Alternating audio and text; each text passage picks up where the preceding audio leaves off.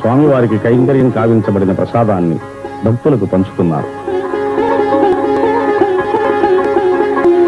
ఈ ప్రసాదాలకై వేల కొలది భక్తులు వేచి ఉండి స్వీకరిస్తారు.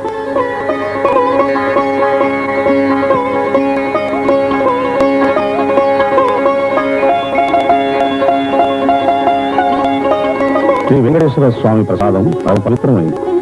వివిధ ప్రసాదములకు నిర్ణయమైన పైకం చెల్లించి నైవేద్యం చేయించుకోవచ్చు.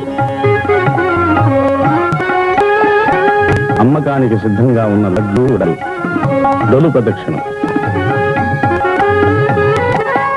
ఆపదముక్కుల స్వామికి కానుకలు సమర్పించే హుండీ, భక్తులు సమర్పించిన అపారమైన కానుకలను కట్టుదిట్టం చేస్తున్న దేవస్థాన ప్రతినిధులు.